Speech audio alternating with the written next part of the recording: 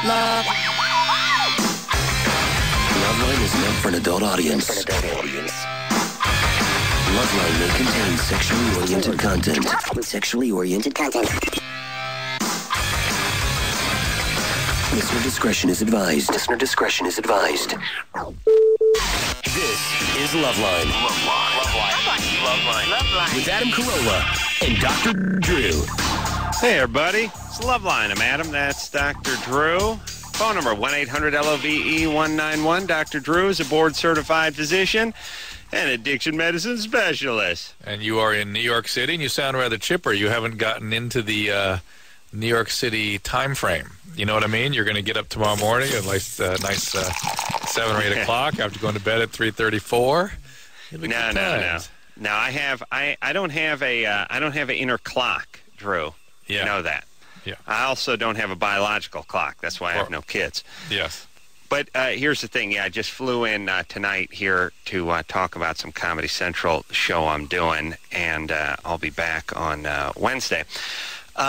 Couple of things, Drew. Newfound Glory, allegedly on the show tonight, right? Yes, allegedly. They little junior, etc. Lauren is out waiting for them on Venice Boulevard. All right. Well, and, they should they'll be strolling in here. Yeah, anytime now.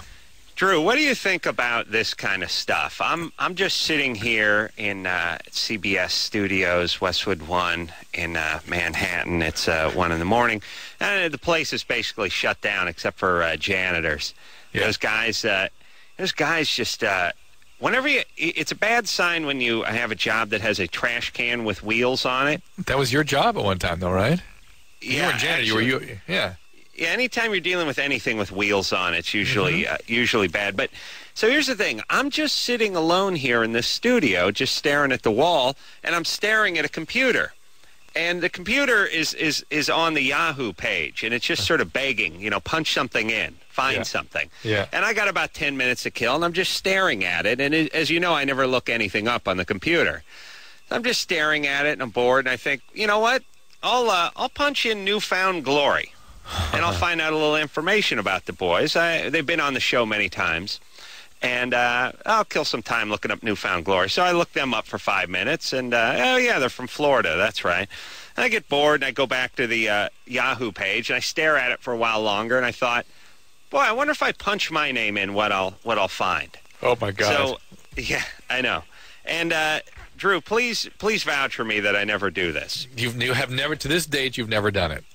Right. I don't know why. It always seems like a great idea when I'm sitting here, but I don't think of it. So I punch my name in, and a couple of websites come up, and I just punch up the first one that's there, and the very first thing on the very first website I punch up is a picture of me with Newfound Glory. How weird is that? That's all that was on the webpage. Is me and Newfound Glory. That's bizarre. What now? Further evidence of the Great Magnet. What is that? It's not super creepy. We're going to make a movie out of it weird, but it is like, Drew, in the years that you've known me, I never punch anything into a computer. No, I know. But you and I have an inordinate amount of that kind of weird stuff happen to us. Yeah, and I've certainly never done any research on a guest, like punch their name in, and I certainly never punch my name in. It's so weird that I punch them in, punch me in, and the next picture I see is me and them together. Weird.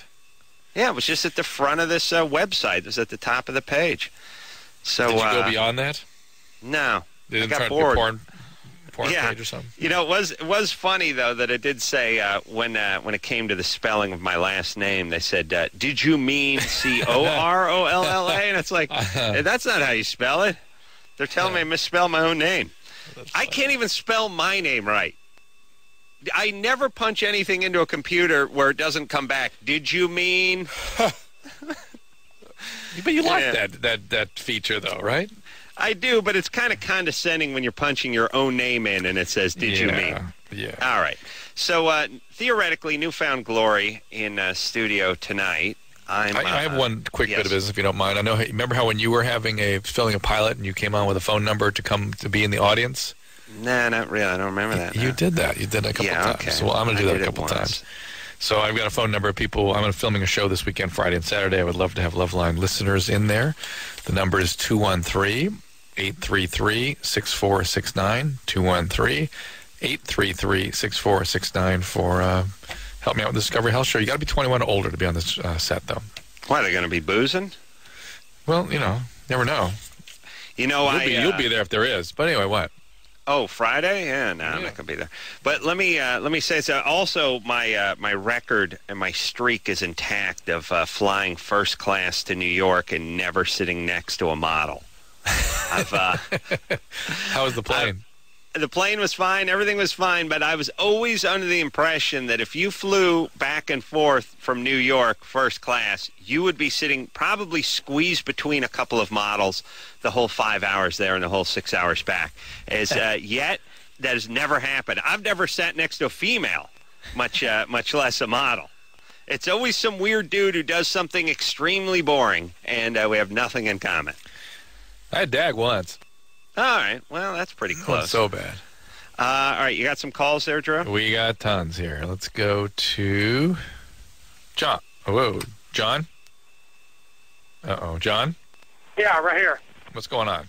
Drew, yell their age, would you please? Yeah, it fell off the screen, so I can't see it.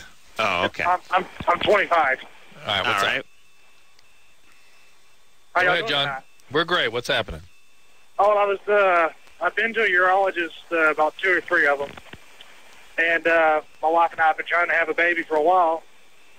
And the last time we went and did my semen analysis, they came out that my sperm count was okay.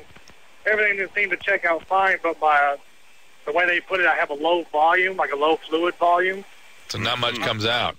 It's not the decorator. No. Yeah. Do you masturbate a lot? Yeah. Well, why don't you hold back on that, buddy? John, hold off on... I've tried. I held back for about a month, Ooh. a couple of months or whatever. Just to see. No, I didn't mean torture yourself or anything. I just meant just kind of hang back.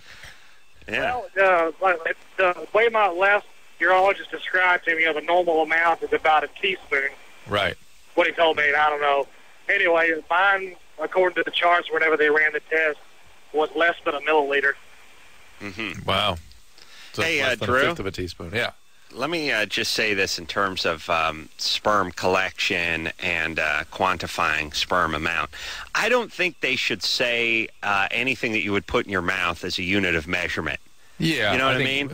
I think, yeah.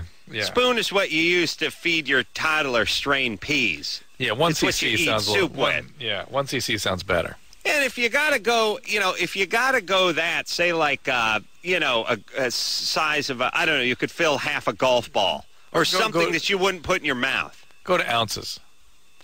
Yeah, but I don't think people can really quantify that. All right, half a golf ball. Yeah. All right. Yeah, or something like that. That's not the world's greatest analogy. But do you know what I'm saying? Spoon means you're just one step away from ingesting it. Things that go in your mouth should not be used, even thought of as a unit of measurement when it comes to semen. Right. Yeah. Yeah. All right. Thank you.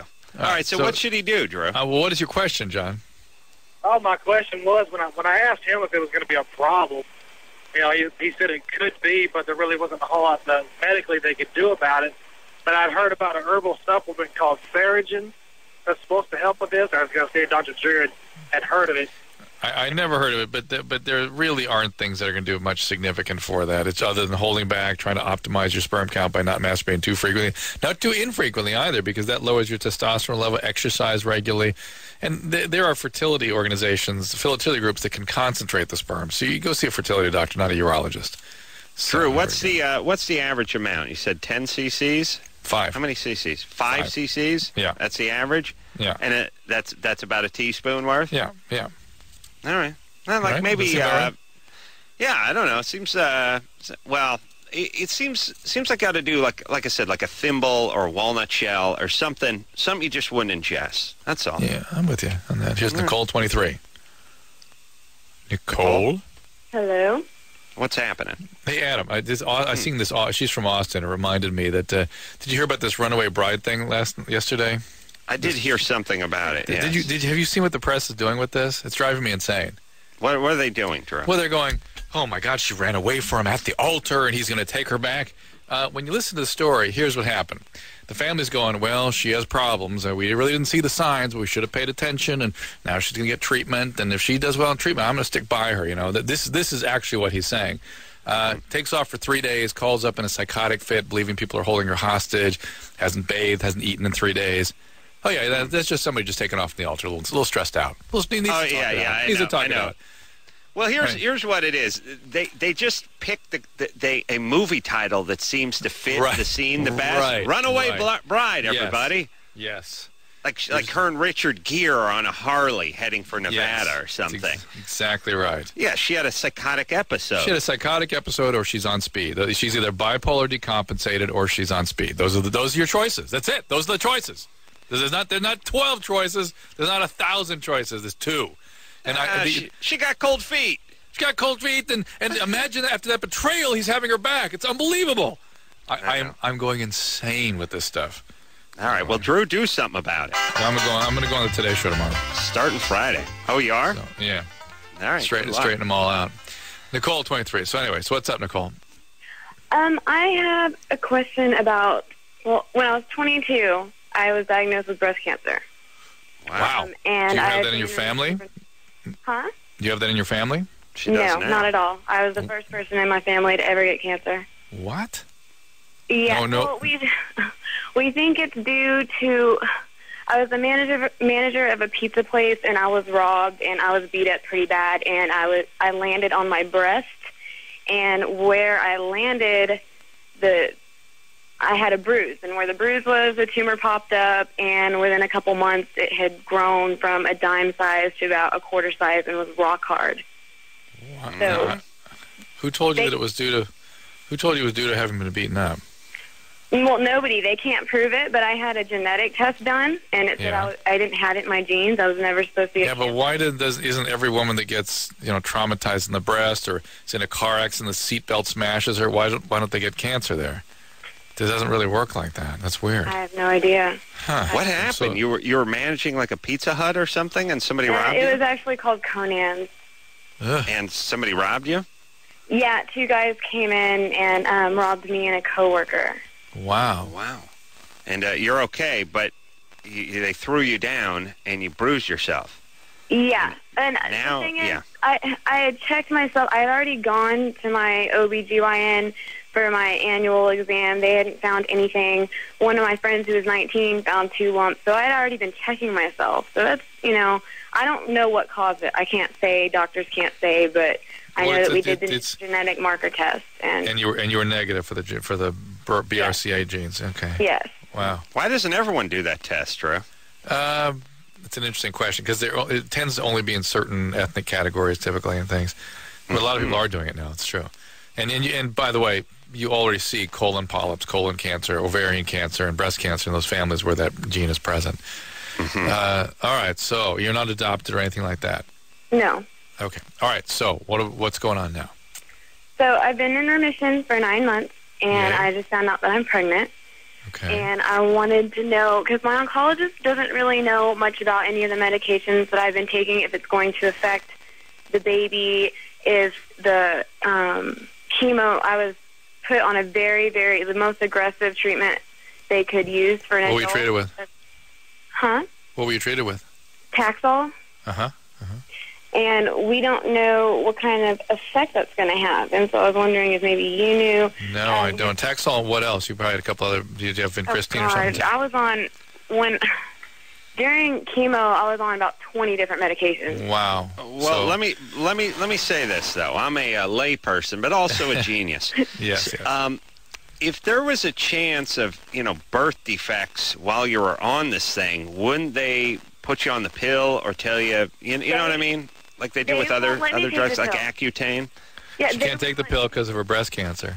Yeah, and even though I had a non-hormone receptive breast cancer, they treated this very seriously. I had a mastectomy, and luckily I postponed it because they didn't want to put a tissue expander in.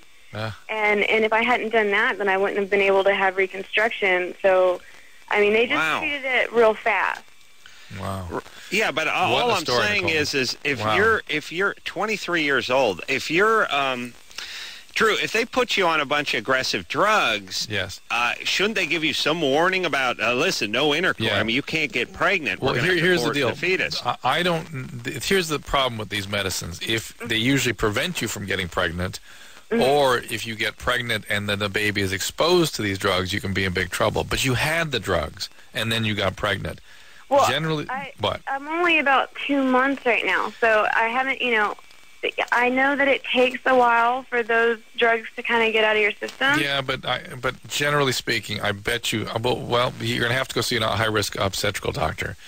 Yeah, I have bet an you things appointment, but there's still, like, my oncologist, they put me on something called Provigil, which is for narcoleptics. Yeah, you're going to have to come off that, too. What are you doing that for? Because of the fatigue from chemo. Wow. Drew, what's the high risk? What's the high risk gyno do?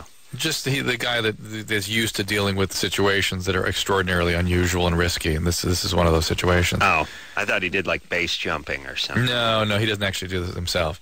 I thought he would bust into the room in like fatigues and pull a helmet off and shake his hair out. That is a big diving watch. I got to tell you, Nicole's story, one of the most incredible we've ever heard on this show. Well, you never 23. hear. Yeah, I mean, you never hear about someone without a history of breast cancer getting it at 23, do you? You rarely hear about breast cancer in the 20s without a very strong family history. And then to have it and have this aggressive chemo and now be pregnant, it's a hair-raising story. Nicole, count your blessings that they caught it. Let me ask her one other thing I got to know. Did you have any nodes positive? No lymph nodes. All right. So everything was well localized, right? Yes. All right, so you're very fortunate. You had a reconstruction. Everything's good. You're pregnant. Let's just hope, and that's really all you can do now, is hope that there's been no ill effect on the fetus. That's all you can do. True, you're a great doctor. What a doctor. But all there's nothing. Hope. But the probability is that. The probability is that that's going to be fine. That it sounds to me like a situation that's looking pretty good. And focus on the more positive aspects out of this. But you're in remission. You had an aggressive chemo, which I think was a very smart thing to do. It was well contained. Now you're pregnant. You're moving ahead. Your breasts reconstructed. Move on. Let's and of course, Drew, everything happens for a reason. Oh, of course. You're 22. You figure out the reason for this one. Yeah. You get cancer. You get beaten up at your workplace. Yeah. So everything happens for a reason. By the way, all you idiots who just say everything happens for a reason, because now that I watch a lot of reality TV, I realize how often people just go, look, everything happens for a reason. You idiots need to just shut up and say you have nothing to say. Because whenever I hear somebody go, I don't know, I mean, everything happens for a reason, it's the same as you saying, I don't know what the F I'm talking about, I really have nothing to say. Yeah, but I need to feel better. I need to feel better about this. I need to feel like I'm saying something even when I'm not really saying anything. But people feel some sense of relief or control or something. It's like, well, at least we know there's a purpose to all this. So everything we can all feel better. It's really it's the idiot's version of at the end of the day, which is what smart people say when they don't have anything to say. A little bit. It takes all kinds. Yeah. All right. Yeah, take another call. Want to do Germany or Florida? Or you want to hear some more heavy calls? Well, I don't want some more heavy calls, Drew. Here's I have a pain with sex, booze and pot, attracted to older guys because of sexual abuse. Hey, I don't know who's manning the telephones tonight, but I want fun finger-popping calls. You know what I mean? Because it's finger-popping time, Drew. You know what I'm saying? Here's Jared with a Germany or Florida. He's 19. Hey, all right. How's it going? What's happening? Hey there. Yeah, I got a Germany or Florida for you. All right. So an old guy is gardening in his backyard, and he falls over, breaks his hip, but he forbids his wife from helping him. He says he wants nature to, take its course. So for 3 days, she goes out there and gives him food and water, covers him up with a tarp when it rains, but does not actually, seek medical treatment for him. So after a while, the son-in-law not hearing from him, he goes over there to check it out. The guy's dead. The woman has fallen down herself, and she's hospitalized. Critical condition. Germany or Florida. Wow. That kind of stuff happens more than you would imagine. You'd be amazed. Really? Yeah, that is a toss-up. Tarp, that could be raining, gardening. Raining goes a little, 3 days without rain. That's got to be Florida, right? Yeah, but he's got pride. That's a German thing. Sure, yeah. The Floridian would have sued the Earth for here's the thing. knocking him down. One thing about Yes. old people, particularly like old narcissistic people, is they refuse to accept help. They refuse to accept that they're aging. That they push everything away. It sounds a little like what's down in Florida. All right, I you're going can Florida? handle. I can handle. I'm going Florida. Okay. I'm going Germany. I'm going Germany on this All one. right, Split vote. Oh, it's Yeah. Florida. Florida. That's what I'm talking about. Damn. There we go, Jared. Good one. God Thank you. damn it. Glad to have done it. Thanks, You all right, Cheryl. You all right? No, it's just I'm not a good loser. But I guess everything happens for a reason. Yeah, it takes all kinds. It really does. All right, Drew. Let's take a break. Yeah, I want to take a break, but here's the challenge I want to lay down to Loveline screeners. I want some finger popping calls because it's finger popping time, Drew. Do I have to tell you about Newfound that Glory's again? here too. They're here. Oh, Newfound Glory's here. You can All pop right. some fingers with them. I want some big jugs. I want some dorks caught in a vacuum cleaner. I want it all. And I promise it all to you. We will take a quick break. Newfound Glory is in studio tonight, and we'll be right back after this. Hey, everybody, it's Loveline. I'm Adam. That's Dr. Drew. I'm in New York City tonight. Dr. Drew back in Los Angeles. Phone number 1-800-LOVE-191. And finally, Newfound Glory in studio. Steve and Ian, you guys in there? And, Yes, we are. and James DeWeese, the keyboard player. Oh, hey, James. What up, man? Hi, buddy. Good to not see you guys again, but you know what I'm saying. Always good to talk to you guys. It's That's kind of what weird I to talk mean. to you when you're not here. I feel like I'm on the phone with you. I told them the story about the website. They were impressed. Yeah, it's one of those things where it doesn't seem that weird, but it is pretty weird if you take if you take into consideration I never look anything up, and then there were you guys. So we like to call that kismet, yes, Drew? Or the Great Magnet. Or the Great Magnet, which I'm an atheist, but I do believe in one thing, and that's the Great Magnet. I was going to say everything happens for a reason, doesn't it? It surely does. I just can't believe that the picture of us and you came up. Like, I don't really consider us celebrities at all. I figured you met so many famous people that, there'd be different pictures of you on the internet. Don't worry. I fired off an angry email. I was outraged. I don't even remember myself. taking a picture You know, with you. what's interesting is Newfound Glory seems to have the same low self-esteem that we have, Adam. Yeah, it's awesome. Newfound Glory, by the way, we'll hear something off of Catalyst, the CD, and I guess these guys are going to be at the Sunset House of Blues tomorrow and Wednesday, and then Anaheim Thursday and Friday House of Blues. Yep. I don't think I've ever been to the Anaheim House of Blues. Is it about the same as the Sunset one, It's or a world of fun. Yeah. It's a world of... They don't let you into Disney for free, though. There's actually House of Blueses all over the United States, and all everyone look looks the same. exactly the same. And it has the really? exact same backstage and everything. Same artwork, same Yeah. employees. But I seriously think the House of Blues are definitely like one of the coolest venues that we've ever played. And actually, even though that one is in downtown Disney, it's still the House of Blues. Yeah. Yeah. I just think they sat down and just like, what can we do to make the coolest venue ever? And they succeeded in doing that, and It we did again have such and a good time every time we play there. Drew? How do you get in to the House of Blues without going through Disneyland? Then You got to go to downtown Disney.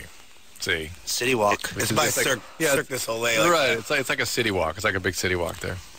by the way, Be Real from Cypress Hill will be in tomorrow night if anyone needs a score. Will you, Because by the he's- way, will you hurry up Bushel and of weed. have some kids so you can begin to understand how the country's put together? Well, I went to Disneyland like when they unveiled the Matterhorn in 1963. I think that's like the last time I was there. Oh man, you got a catching up to do. Yeah, Drew, you go like every other weekend, right? Oh yeah. Except my kids have discovered Six Flags Magic Mountain now, so it's the Oh, really? They want the Oh. roller coasters. They want the real deal. So my brain wants to come out my nose. I'll tell you, Space Drew, Mountain don't cut it anymore. really would save you some driving is have them discover mushrooms. They just sit in the living room and stare at an Etch-a-Sketch for I think 9 I'd rather hours. just take a hammer directly to their head. Oh, come on, It's great, buddy. Dad. Thanks for the ride, Dad. Opens your mind up, helps you think Yeah, better. that's right. I'm too uptight. You're right. Yeah, you're the man. That's right. I forgot. There we go. Take All some right. calls. All right, let's take some calls. Who do we got? We got Nicole, who's 19. Nicole? Hello. Hey, what's going What's on? happening? Hi. Okay, so I have a question. I live All right. in a dorm, and a bunch of the girls have just recently got UTIs, and we wanted to know if they're contagious or if we could have something else, or... You could be all sleeping with the same guy, and he could be giving you STDs. That's a urinary tract infection. Well, it feels like urinary tract infection. It hurts when you pee. Or you're all just kind of getting into it here. Are you in college? Yeah. Tell that janitor to put a condom on. Right. And even that, you get a honeymoon cystitis just from having sex at all. And every time you have sex, it sort of pushes bacteria back into the bladder, and that can cause problems. You guys aren't sharing... Men. Not men, but toys. Toys. Oh, I forgot about that. You could be sharing. That is another way. Time for experimenting. Well done. We definitely don't share anything but the bathroom, and that's kind of the part that scared us. No. There could be, okay. Is there a guy hiding in the toilet? You could, what would be interesting is whether you have the same, what do we call, pathogens causing the urinary tract infection, but the just having that stuff colonize your skin and your genital area doesn't cause a urine infection. It has to get kind of pushed up there by something. I'm worried you guys have STDs. You got to go to your student health and get things checked out. Here's a good one. Crystal. Do they all, hold on, do they all share like the same community? Like when you're in a dorm, you just have a bathroom on one floor? Well, there's a bunch of stalls in each bathroom. I know you didn't go to college, but just use your imagination. Nicole, what's the bathroom situation? Are they all getting in the same shower? Ooh. Yeah, we share, well, there's one communal shower and then 2 bathroom stalls. Where's your dorm at again? Can they use the same material to bathe with, or like a loofah? Still, you could get herpes by passing along wet towels and things like that, but that's pretty unlikely. Okay. All right. Student health. Here you go. Here we come. Little outbreak. Crystal, 23. Hi. What's happening, Crystal? Well, okay, so I had to find FedEx by 6 o'clock for my work, and I didn't know where it was, and I was getting really, really stressed out while I was driving around looking for it. And I started to feel really good in my brain felt amazing, and I basically had like a full-body orgasm from the... In the car? Yeah, in the car. Because you were stressed out? Are you driving a Hummer? No, I was not. Because you were so stressed? That was a joke. Yeah.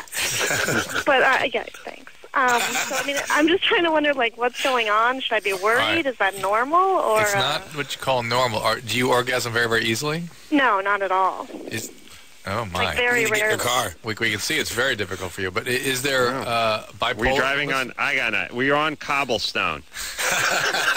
No, it had nothing to do with... Were you driving on the sidewalk? Your boyfriend needs to give you errands to do before you make love. Were you tightening your abdominal muscles? You were running around, tightening everything because you were all uptight?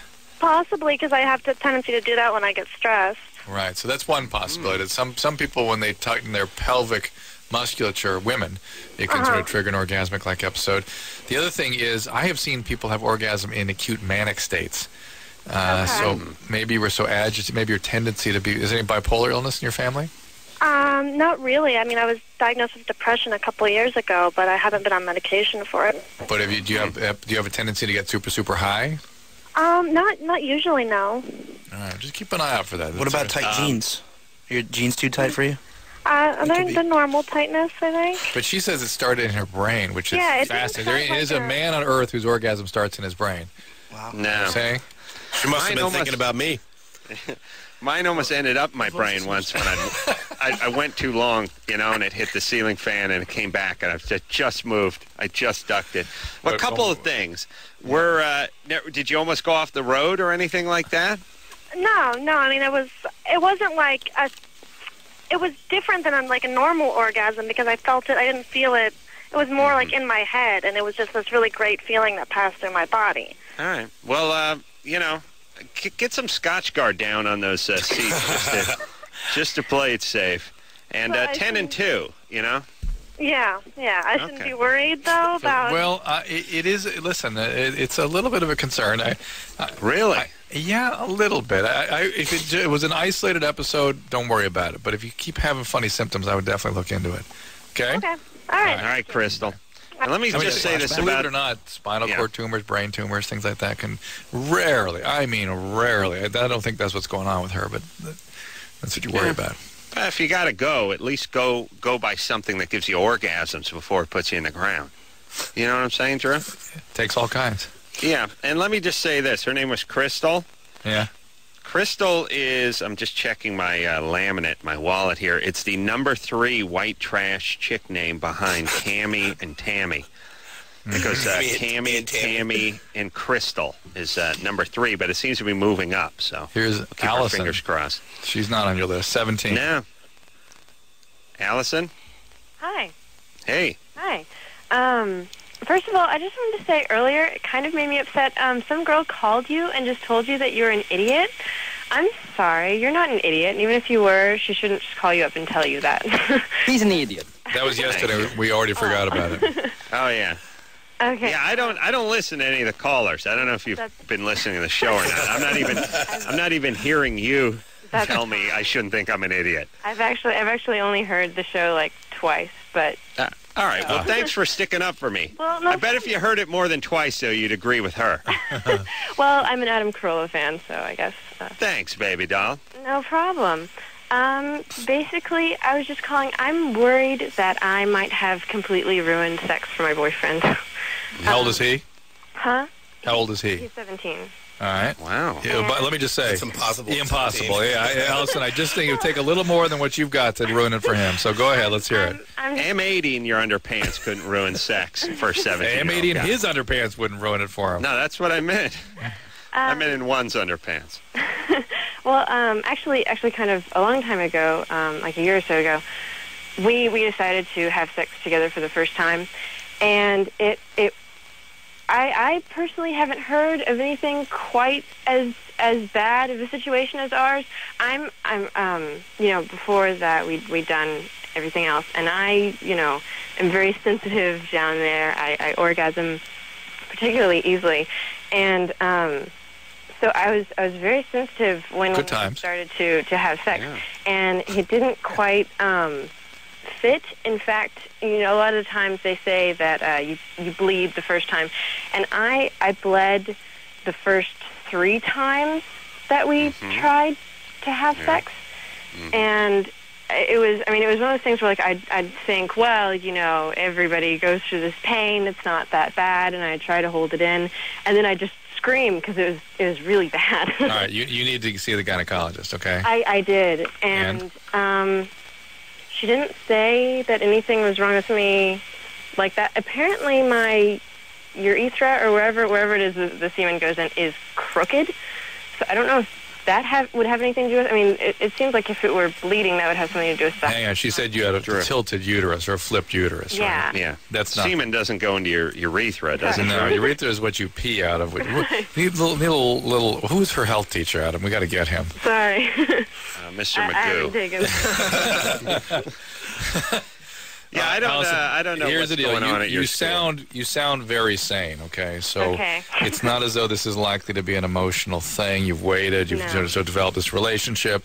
Is it possible that you guys just don't match up anatomically? No, I mean, we have since then, but it's just I'm really worried. I mean, we only have once. We actually, like, after that, he somehow, the thought of putting me in pain didn't really do it for him. So we actually put off trying again for like a year and a half. Like it was it was really, really bad. And yeah, and we did, we tried it again and it worked, but I mean from what I've known of teenage boys and just people talking to me and so, it's not normal for them to say, nah, let's not so much, because... All right, hold on a second. Put her on hold, Drew. We to talk about it. We need to have a powwow. Now, let's get our date straight first before we get this. So this episode when you were having horrible pain, how old were you? I was 16. And how old was he? He was 16. All right, go ahead. Adam, go ahead. I'm just saying a guy does not keep his star vagina on the DL for a year and a half. You know what I mean?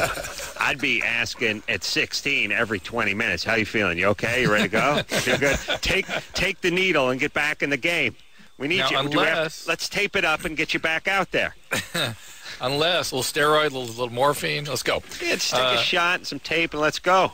Unless he had some very strong, maybe religious or value-oriented beliefs, and this was sort of some sense of him having been punished for done something wrong, and He flipped out. Want to explore that a little bit? Yeah. Well, everything happens for a reason. I know that. Oh, yes, I was waiting for it. He still had two other options, too, so it's not like it was the only one. Right, and they That's were right. they were engaged in those other options, apparently. And maybe that was a sweet spot for him. Maybe he's with somebody else. Maybe the other one's the one that's inverted. No, Adam, maybe he was like you and was an expert at receiving, and that was just good enough for him. Oh, was she giving him oral for that year and a half? Well, why don't you ask her? All right. Yeah. Oh, you were? Okay. Oh, She's proud of okay. it. Well, Yeah. I love him. Well, let me explain what this can be like. Put her on hold again, Drew. I'm the kind, like, if I were, it's sort of like oral is kind of like disability for guys, which is you don't want to collect the disability check, but after a couple of months of not working and getting a little stipend at the end every month and sort of getting into a little groove where you get up at noon and you never get out of your slippers, I could see myself settling into that. And maybe this happened to him. Yeah, I think so. Plus, they all these ambivalent feelings about being sexually active. So, yeah, I think that's it. I think it's. And it can also, the oral will sort of take the sense of urgency out of a 16-year-old. The wind out of the sails. Right. And especially if that's his sweet spot, That's, so, Allison. Right. Hello? He's back. He's fine. He's fine. You haven't ruined him. Trust me. He's fine. Good. you just found a different sweet spot for him, and he's going to be. You don't ruin him. And enjoy. Thank you. All right. Yeah. Bye. Yeah. Right. It's a mitzvah, first penis. All right, we're taking a break. And we are. When we return. Yeah, when we return. For you, we have to hear a Newfound Glory song, which I think we'll hear upon return, but then... We don't have to, but we would like to. We would enjoy a Newfound Glory I want to song. just hold you, hold this carrot out for you. We have a Dana with size E boobs. What? Wow. Who wants to talk to you? Wow, it's finger popping time, Drew. Yeah. Bouncy. Find that song, Drew. You'll laugh your ass off. A Newfound Glory in studio tonight, and we'll be right back after this. Hey, everybody, it's Loveline. Phone number 1-800-LOVE-191. Steve, Ian, and James are here tonight from Newfound Glory. And James brought in crack-flavored Mike and Ike's. Oh, my God. Yeah, they're really crack-laced. good. Yeah, crazy, or opiate-laced or something. Now you see why crack sells. Are they? They're actually root beer float flavored. Good. Wow. Could you do any more damage to your teeth, though? I know, right? Really, just take a ball-peen hammer to your mouth. It would be better than a root beer-flavored Mike or Ike. You know what seems to work out pretty good that you don't think about too much? Any green apple-flavored stuff in the chewy candy hard stuff. Always delectable. So, nice. Drew. We're going to hear a song. Yeah, we're going to hear a song, and we got to talk to the E chick, though, first. She's here. She's waiting. Right? She's calling from Lake Tahoe. She's waiting for you, Adam. Yeah, okay. Pierced E-boobs. Pierced E-boobs. Yeah. Oh, man. Now I'm seeing biker chick, though. You get lost in there. Finger popping. It's finger popping time, everybody. You want to talk to her before we go to song? Yeah. Yeah. Okay. James is like, yeah. Twisted my arm. Here's Dana's 28. Hi, guys. Hey, what's happening? Baby? I just found out that I was pregnant, and I used to have my nipples pierced, and I took out my piercings just because I just didn't want them anymore. And my nipples are no longer sensitive. My sensitivity level went down. You stabbed them. Did the holes close? Uh-huh. Yeah. Did you have them both pierced? Yes, I did. And could you ever connect the two hoops and sort of pull them together? Ouch, no. It's like a chain. Do you have any tattoos on them? No. Gosh, no. It's probably How dare you? Who do you think this woman is? No, they're too nice.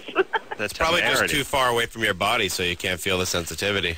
Yeah, that's probably it, huh? Or it takes it a long time for the nerve endings to reach the nipple back to the brain. It does happen. And listen, there's a couple things. One, the very large breast women sometimes complain are less sensitive. Two, there's no doubt that when you pierce things, the irritation, the chronic sort of excessive stimulation can result in desensitization over time. This happens when people get their clitoris pierced, not frequently. And so it's probably something along those lines. And now that it's out, you should be able to breastfeed normally if that's your plan.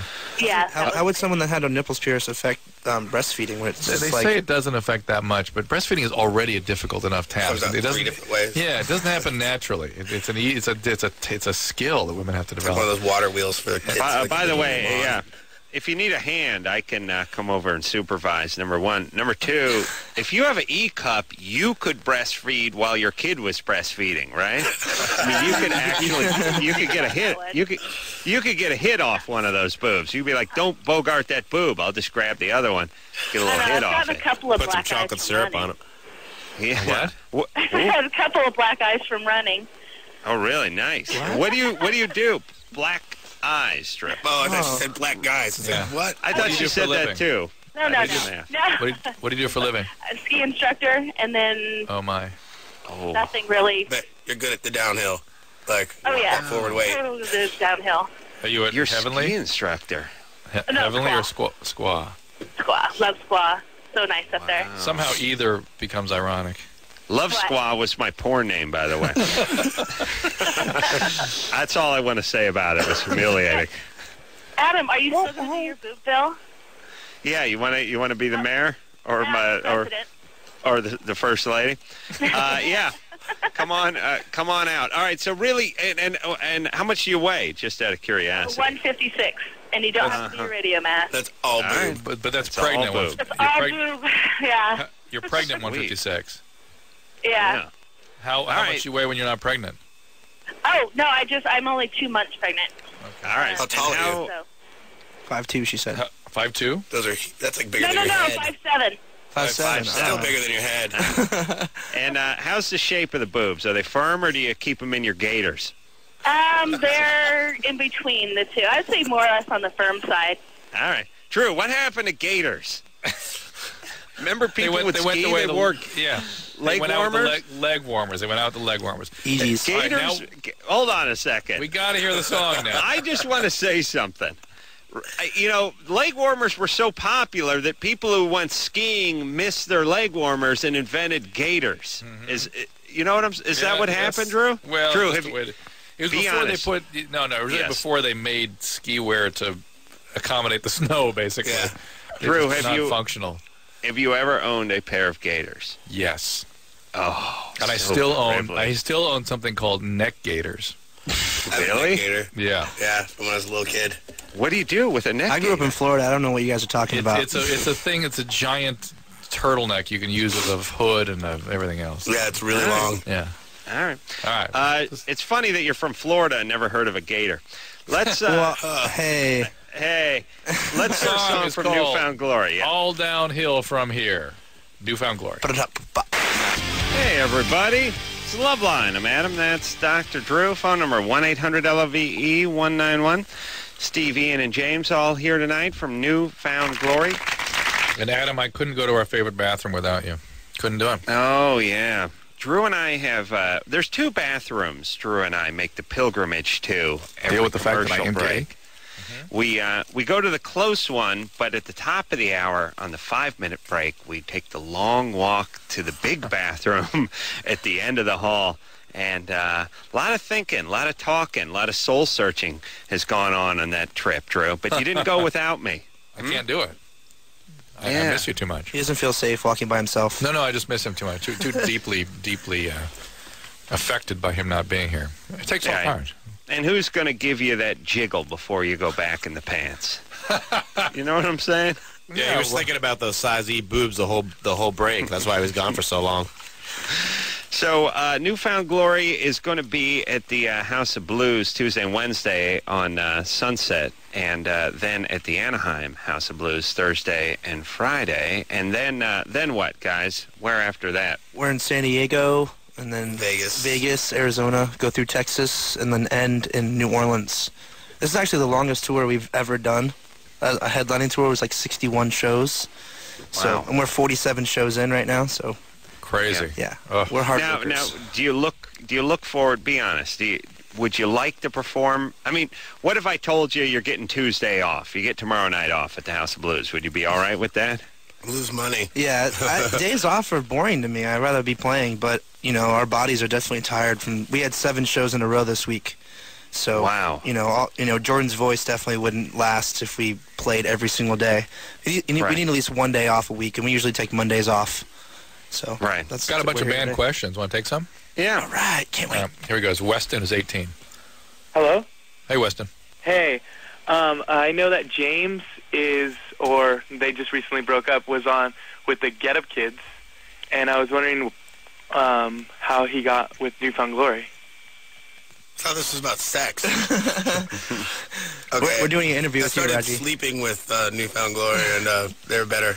I mean, you can not answer if you want. Well, I mean, it just the lead singer Matt has 2 little girls now, and decided that it was time for him to focus on being a father more than traveling around the country all the time, and kind of he just didn't really want to be a deadbeat dad. So wow, I have never heard that from a band member before. that ain't rock and roll, my friend. But that's very interesting. Well, I'm from Missouri, so we're good. It's a healthy impulse, but I'm sort of. But we were big fans of James's band Coalesce. He was in a hardcore band Coalesce before he was in Get Up Kids, and then every time we played Kansas City, James would come out to the show and hang out. And it just so ended up when we were recording our last record, Catalyst. James played keyboards on the song "Failure Is Not Flattering," which became a single, and we started playing it live. When James was open, we're like, "Hey, why don't you come play on tour with us?" I've been with him since July, and now he plays on every single song, and now we're writing songs and stuff. So here's another band question. Paige, wait a minute, I got a question, James. What? I want you to do this because I'm a big fan of the 80s keyboard players where they would play a couple of keyboards simultaneously. Yeah, I do that. But they put them so far apart that they had to stretch out as wide as they possibly could. Why? Yeah, you need to change the sounds. You can't if they're 2 inches apart from each other, you have to reach underneath, and you can't read what sound it is. So you got to keep it at least a foot apart. Oh, but he means this way. Oh, you're talking side to side. Yeah. No, cool. I'm talking about if you stood in the middle of the room, stretched your arms out as far as you could get them out, and then put one about 2 feet off the ground and one about 6 feet off the ground, and we're jamming that way.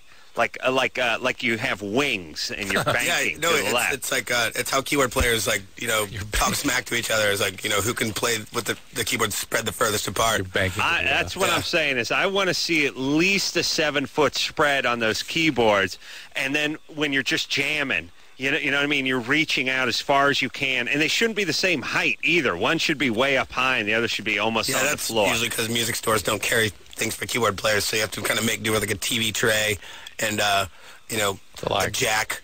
I'm just saying, whenever I see any of those 80s videos, I know the guy is rocking when the keyboards are one's on one side of the room and the other's on the other side of the stage. Here's Paige at 17. Paige, what's up? Hello? Paige? Yes? Caller who goes by Paige, yes. Hi, I was gonna, I just love Newfound Glory, and I've seen them several times, and I just want to ask them, out of all the bands coming out, second stage bands, what are some of your favorites? What are some of our favorite? Reggie and the Full Effect. Well, we're actually on tour with Reggie and the Full Effect in this band called Isley. Oh, yeah, they're good. Yeah, Isley, they're from Tyler, Texas, and they're 3 sisters and a brother and another guy that's in the band. And they're a really, really good band. Yeah, good. Have you heard them before? Yeah, I've heard them some. A little. Well, yeah, I mean, usually when we book a headline tour, we always take bands that were our favorite bands at the time, and right now Reggie and the Full Effect and Isley are 2 of our favorite bands, and they just came out with new records too, so you can check them out. Cool. This is Kate, and before I go to Kate, I want to say I need Loveline listeners in my studio audience. The phone number is a complete non sequitur to what we were talking about before. I'm doing a television show for Discovery Health Channel. It's filming this Friday and Saturday. Please call and get tickets if you're over 21. It's 213-833-6469. 213-833-6469, and I'd love to fill it up with Loveline fans. Kate, 15. All right, Kate. Hello? What's up? Okay, I think possibly one of my neighbors who used to babysit me might have touched me inappropriately. Mm-hmm. Why do you think this? Pardon? Why? Why do you think this? Oh, because, I don't know, he's always really creepy when he's around me, kind of winking at me and stuff, because he lives down the street from me, and so I always see him. And my parents have said that he only babysat me once, and when I ask why once, they just say, we have our reasons. He only babysat you once. Well, he sounds like a weird guy. That's probably the reason. Yeah, but don't you think you'd remember if he did something to you? No, because he babysat me when I was like 5 or 6. You would definitely remember it if something bad happened. Yeah. Because I was just wondering if this would, like, trigger why I'm attracted to older guys. How old are the guys? Like 19, 20. Where's your dad? He's in the next room. And your parents are together? Yeah, they've been together for something like 25 years. And he's available to you? He's been around a lot? All the time. Well, wait a minute. Nobody's going to... I mean, isn't every 15-year-old chick attracted to 19-year-old guys? Absolutely. And that's what I was going to say. It's one thing to be attracted to them. It's another thing actually to let them have sex with you or to sleep with them. And the kinds of guys that would go with a 15-year-old is the creepiest a-hole. But you're just attracted to older guys. That's fine. That's normal. That's just what 15-year-olds do. But if you act on it... Then it's a different story. Yeah. Angela's 19. Angela. Hi. Hey. What's happening? Okay, I'm having this problem. For the first time, I was jacking my boyfriend off, and all this blood just started coming out. Oh, wow. Out of him? Yeah, it was him, not me. It wasn't me. Sounds like a bad dream. It really? It's like The Shining. Sounds like an eruption. It's a new boyfriend. Sounds like a trauma movie. Yes, Yeah. Jordan, our singer, has those. We call him the Blood Nut. Yeah, No we call it way. blood Does nut. he? No, just once we found blood in his bunk, on his sheets, and we thought it was like a blood nut. That can happen. It's not uncommon at all. Well, she's got a real life blood nut on her. I like the little name for it. That's well done. And blood nuts are not uncommon, and they don't necessarily mean anything. Though usually it's just a small sort of streak towards the end or mixed in. It's usually not the fountain o' blood. It was like a fountain, like all over my hand, everything. Did you scratch him? Really? It might have just been that time of the month for him. Were you being too vigorous with him? Was he moody? No, not really. We use these spike bracelets. All right, well, he needs to see a urologist. It's probably no big deal, but the fact that it was that much makes me concerned that he's got actually a blood problem, like problems clotting blood or blood stable. Or something, or... That his blood doesn't clot normally. What's going on with the hand job? I thought those went out with 8 tracks. Okay, yeah. I don't even want to imagine if it was somewhere else. No. Well, yeah, that's true. But I mean, what? You guys are having sexual relations, right? You're 19. It's new. We just got together and everything. And Adam, she lives in your old neighborhood in La Crescenta. Ooh. Yeah. Well, you're probably glad you didn't have sex with him the first time. I gave him a HJ first. Definitely. Man, Isn't the Crystal Methods restaurant that they love La Cabonita in La Crescenta? Yeah, it is. We recommend it. Angela, you know what that is? Thank you. Oh, yeah, no, she doesn't know what it is. But listen, Angela, maybe this is God just sending you a message that you got to step it up a little. That or back off. Yeah, back it off. 2005, the hand job ain't cutting it anymore. Let's go. I don't know. I was just worried, so I was. He needs to see a urologist. He really does, or a general doctor could handle it, frankly. But yes. Let me ask her something. Let me ask. Have you had sex with him? No. And no oral sex, just the hand. No, that was the first time. Don't swallow till he sees a urologist. Yes. All right. Well, wow. At least it was just her hand, not and you know. Yeah, that'd be gross. Yeah. That looked like a movie. That would have scarred you for life. If it hasn't already. Might have. Jane 20. Yeah. This is Jane. Yep. Mm-hmm. Hi. I have a question. First of all, I have a boyfriend, and he's 24. He has a fixation with nipples. And who doesn't? Yeah. Talk to James here. He's got you covered. Right.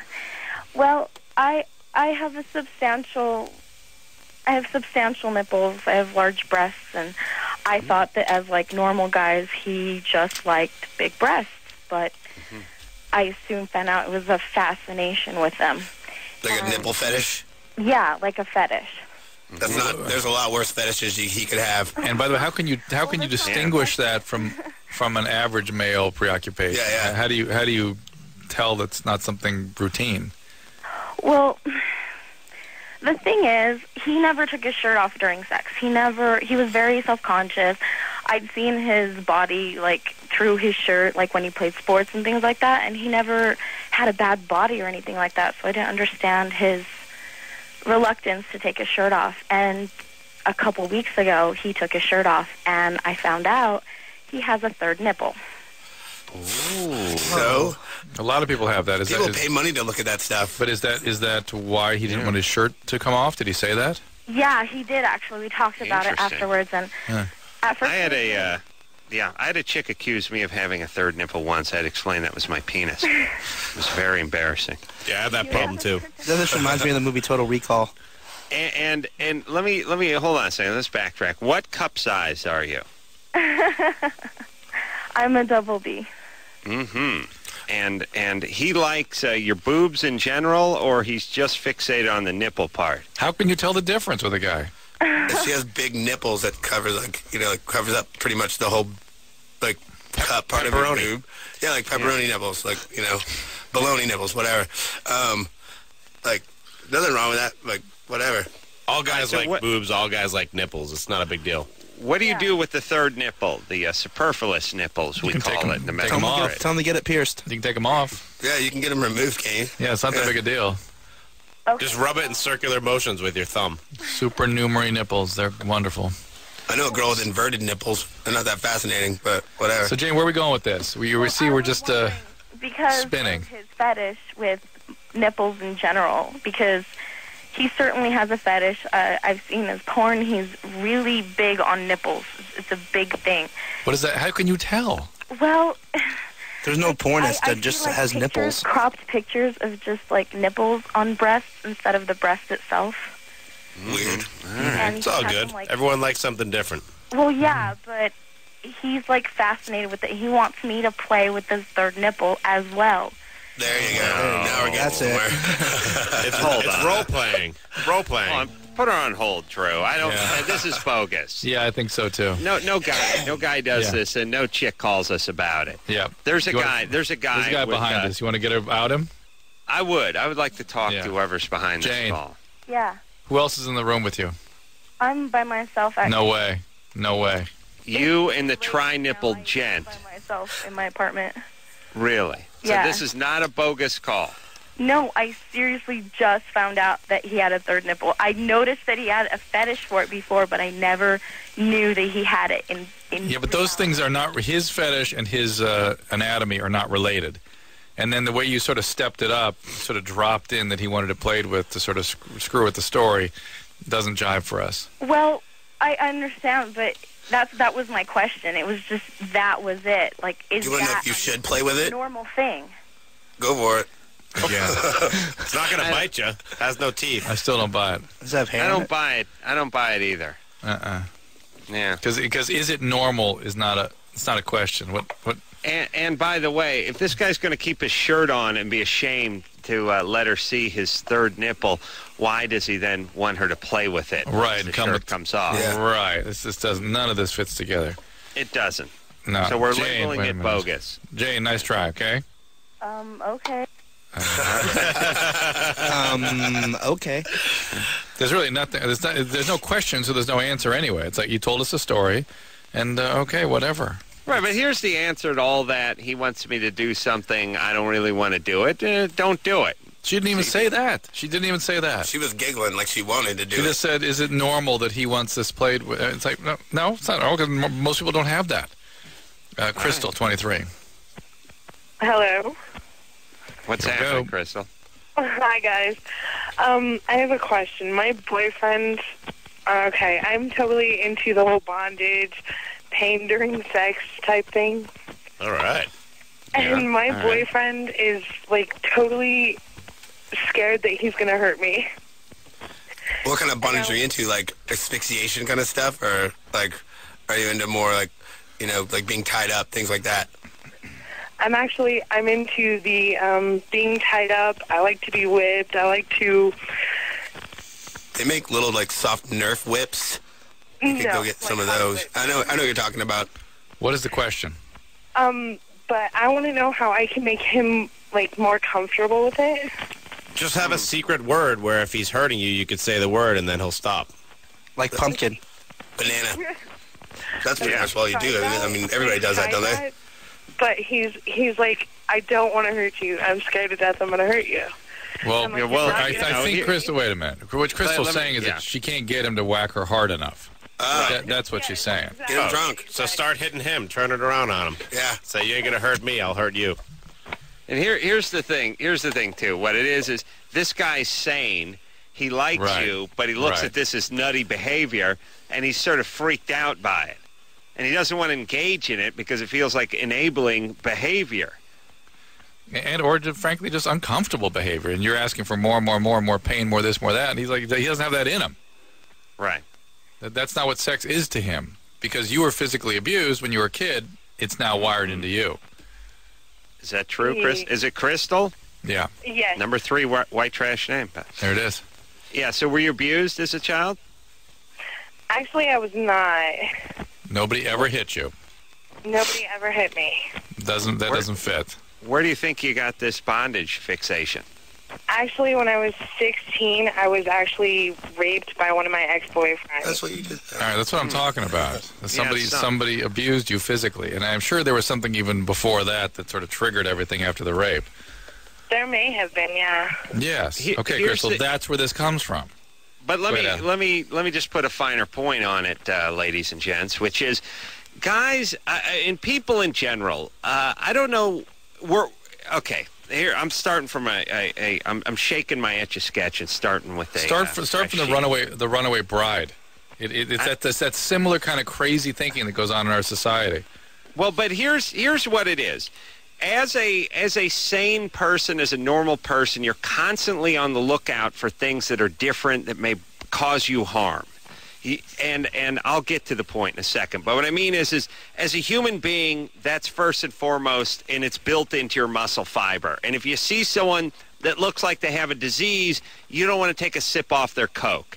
And if you have a girlfriend that wants you to put a pitchfork in her ass, you realize something's up. Like, this person is troubled, and I'm uncomfortable being around this person. Your spidey sense as a human being tingles, as a sane human being. Although the testosterone overrides that sometimes. Right, but in general, when you're asking people to sort of when you're asking sane people to participate in things that sort of damaged or screwed up people are into, they don't want to participate. It worries them. And that's what, Drew, I think that's what people react to, not the part where I don't want to get into the bondage thing or I don't want to tie anyone up. What it is I don't want to dance to their crazy song. Don't know where this person is nutty, and they're kind of dragging me into it. Yeah, and it's weird. Who knows where this is going? Yeah, right. But it's not really that you're not into whatever it is they want to do. It's you're not into being crazy, and they're crazy. Right. So that's where guys, and then you call those people uptight, but really all they're doing is going, look, I wasn't abused. I'm sane. I'm not in anything weird, and you're dragging me down this weird trail. Right. I mean, I just wanted to have sex. That's all. That's as good as it gets for me. It's like it's any other form of addiction where, like, the pain's not enough. You need it more. And you need it more until all of a sudden you are going to get really, really hurt during sex, and they're going to make a Law and Order episode about you. Now, Drew, how do you? And by the way, you know what my safe word is? Not breathing. I know it seems a little irresponsible. I play fast and loose. That's how I do it. No movement and no pulse. That's my safe word. It's an unspoken safe word, Drew. It's a secret safe word. So to speak. Only the paramedics know it. But, Drew, what do you do with someone like this? Because if you keep going down the bondage road, you're just going to keep upping the ante. Well, she probably here's the deal. She probably has some post-traumatic stress from the rape, and that triggered something from way back. She's unfinished business with that, needs to realize that this is at least partially a manifestation of that. She will probably always be into this, and that's fine, but to the extent that she indulges it, it takes away from the intimacy, and it's a bad idea to go down that path regularly because it becomes all about the bondage then and not about the relationship. Right. So there you go. All right. Good times. Takes all kinds. All right. Oh, we got to go on break. All right. Newfound Glory in studio tonight. Who are we going to talk to when we come back, Drew? What do you got? Well, it's your choice, Adam. We have someone who's interested in the band's sexual position preferences. We have Deanna, whose vagina got torn by a giant penis. Wow. We've got a herpes, and we've got painful intercourse. Which would you like? I'm going to go vag tear. Vag tear, yeah. And band, then the band position. Band position. I knew you'd do that. And then we're going to hear then right into a song. Oh, good. Oh, nice. Well done. Nice segue.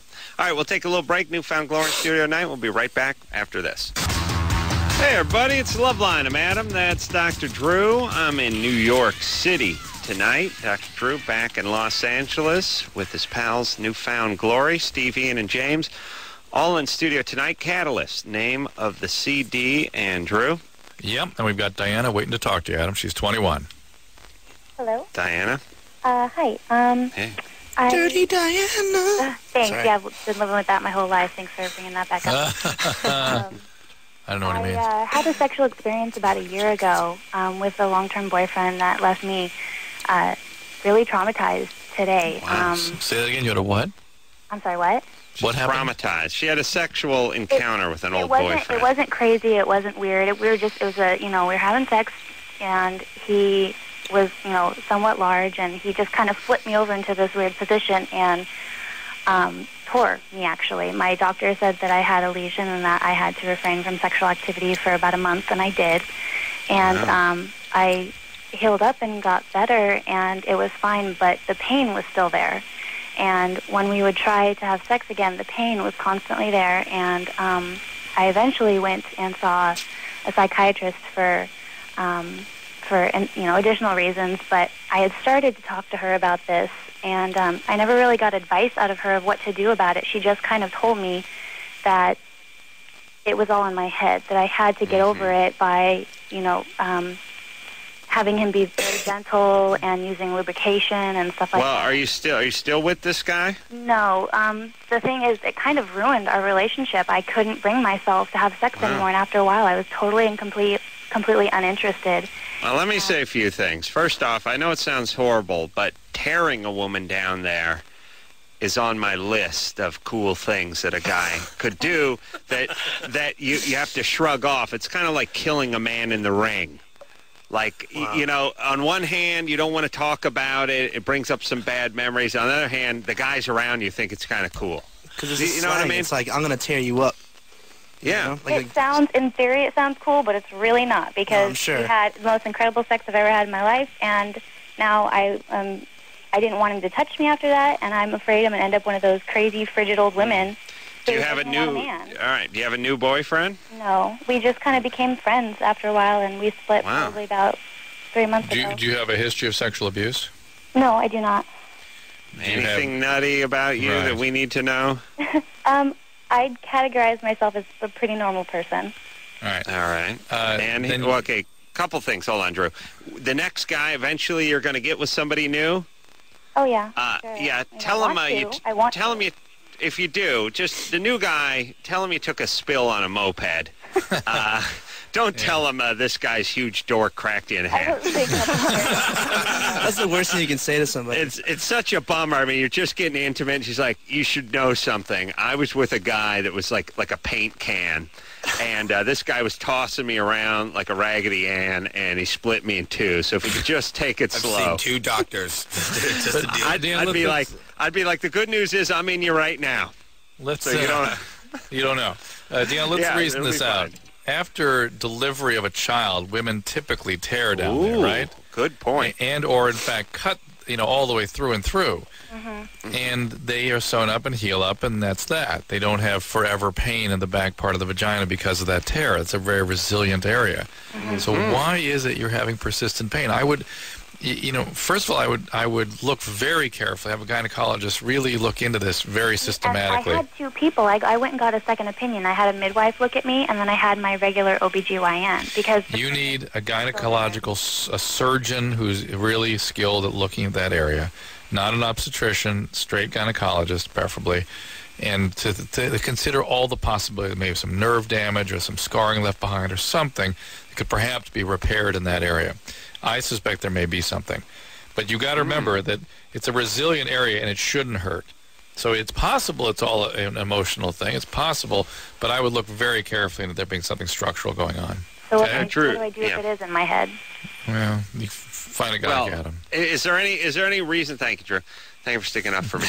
Is there any reason that anything we need to know? Any dads, you love your dad, everything's good, you were never abused? No physical abuse? No, the only thing, my daddy was never really there, so there was no guy around to physically abuse me. I mean, I'm sure I have daddy issues, but I fail to see where this has any, anything to do with it.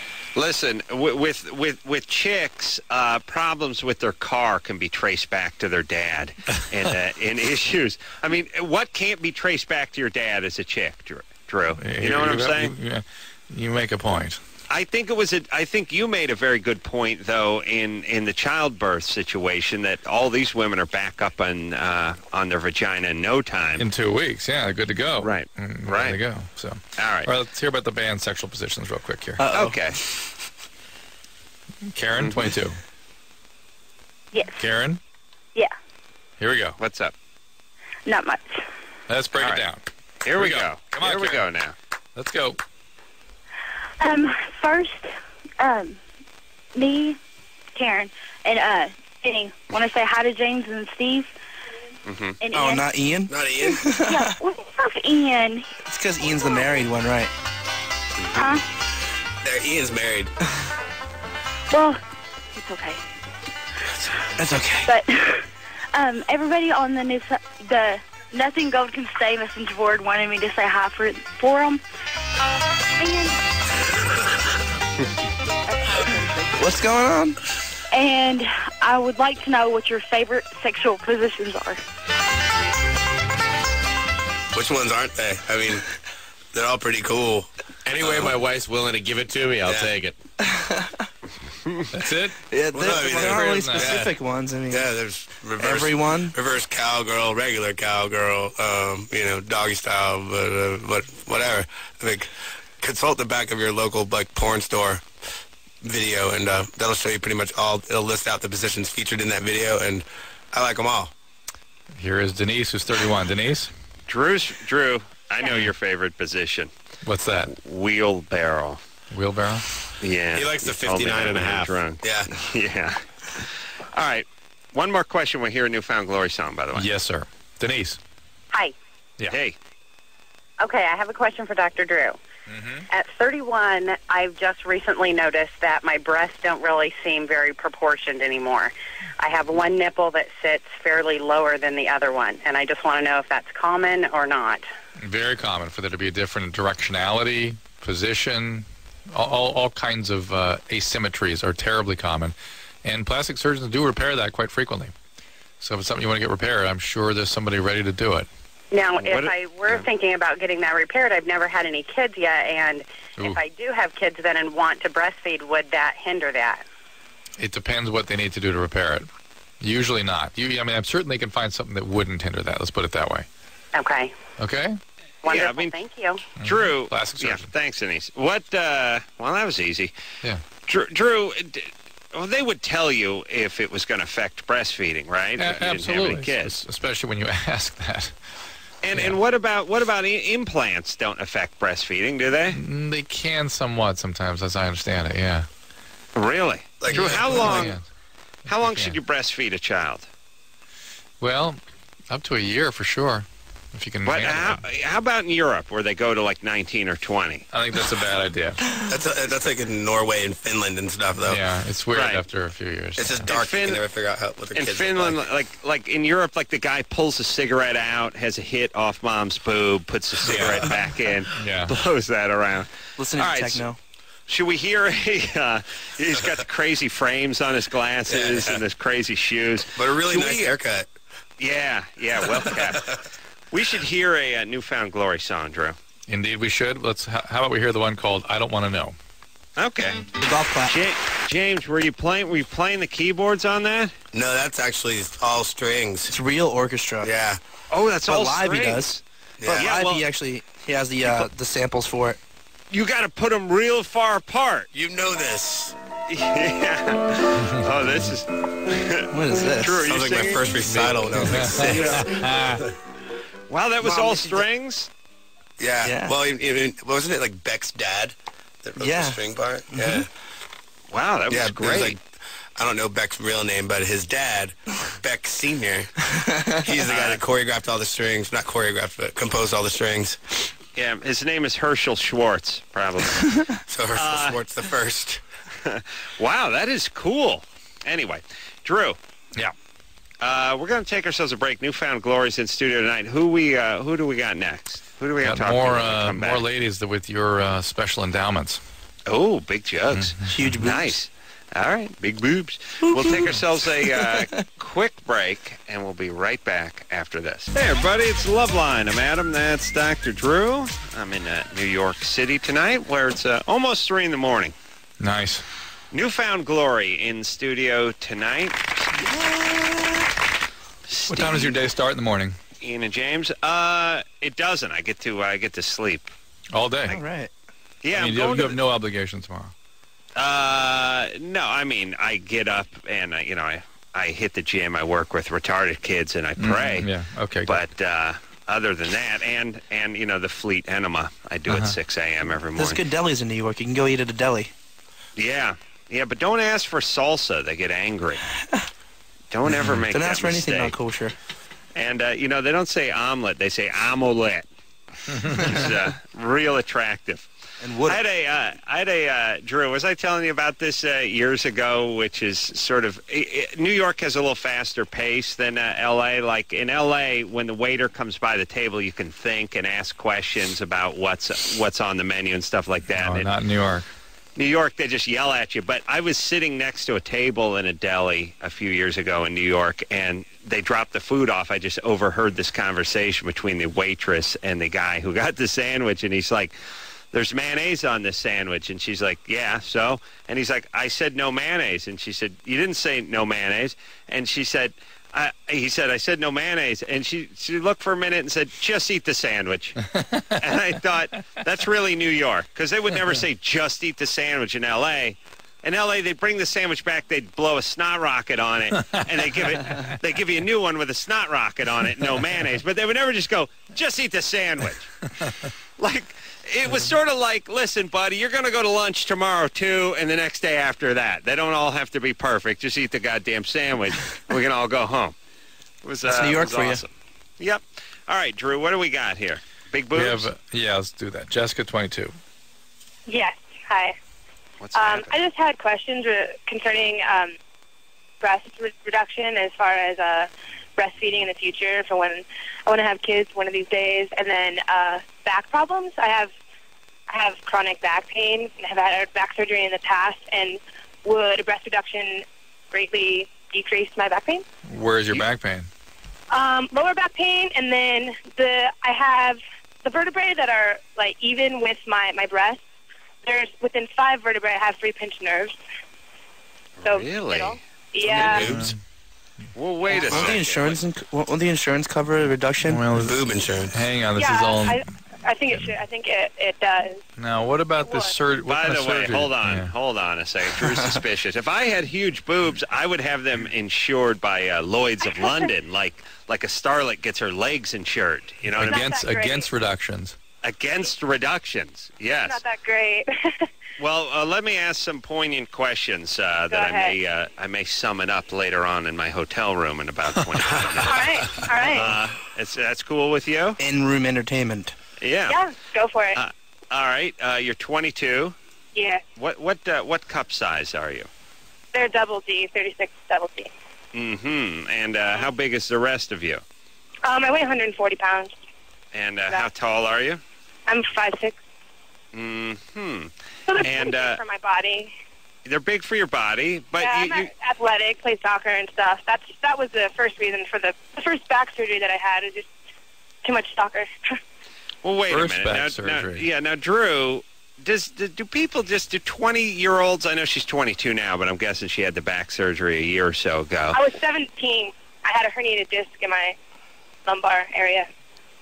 How can you do that from playing soccer at 17? Well, you can do it. I played goalie since I was 6 years old, and the doctors were appalled with it as well. They said that they just assumed, I hadn't been in any car accidents or anything, and they just assumed that it was from playing goalie my whole life.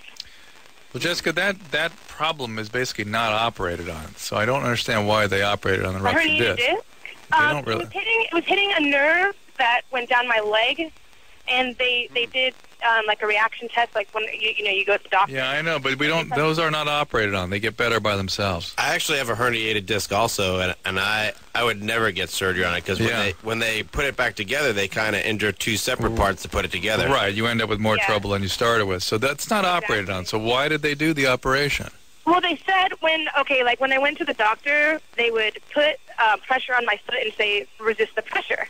And I wouldn't be able to. Basically, the disc that was hitting the nerve down to my foot. That is the one indication for the surgery is when you start having motor dysfunction. Exactly. If you start getting weakness in your leg, that kind of thing, they will do the surgery then because you can have permanent motor dysfunction then. Yeah, all right, so that's why you have I probably wouldn't be able to walk or hold myself up. All right, there you go. So that's why you have it. You should try to go to a chiropractor and get something they call BioFreeze, which is kind of like an icy hot sort of stuff, but it's cold and they don't sell it over the counter. And that's what I use on my back because I have a lot of back problems as well. Oh, really? And it seems to help me a lot. Yeah, but the motor dysfunction is actually an emergency. So that's why I'm sure they took you off right away for that.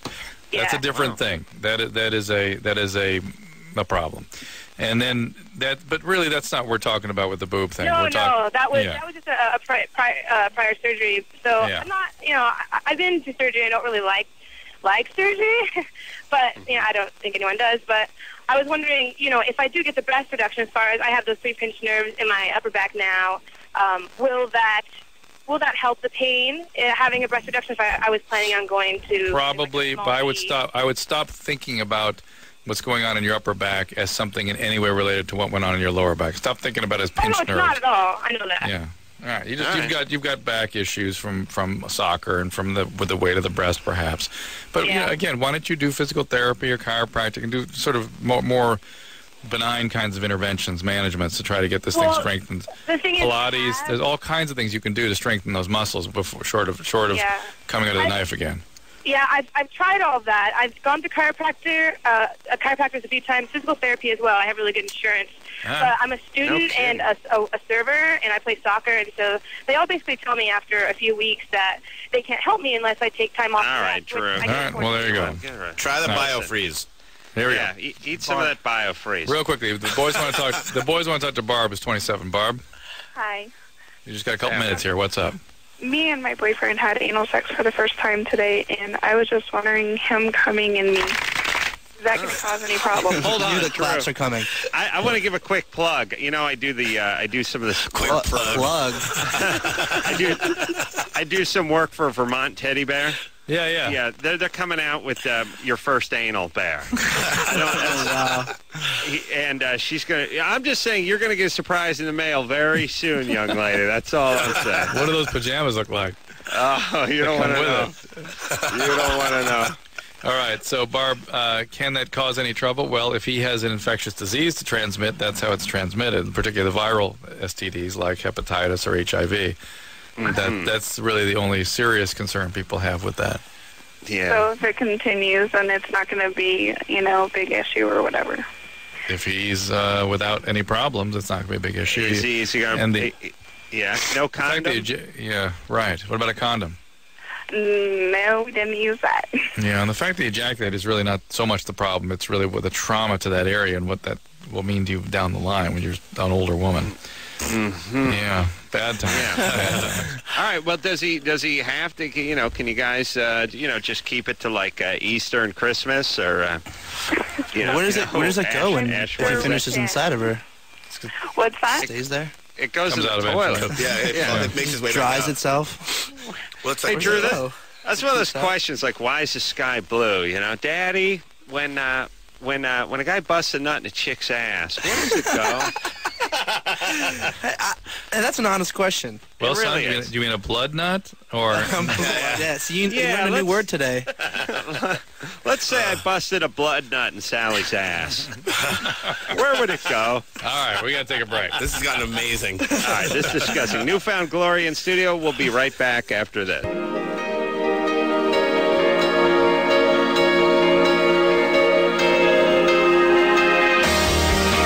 Well, that's the show, y'all. Thanks for hanging in. We'll be back tomorrow night. And also, I should say that Be Real is going to be in from Cypress Hill. Wednesday night. Wednesday night. Yeah, Yes. Steve, Ian, James, thanks very much for coming in tonight. Thanks for having us. Thank you for coming. Thank you.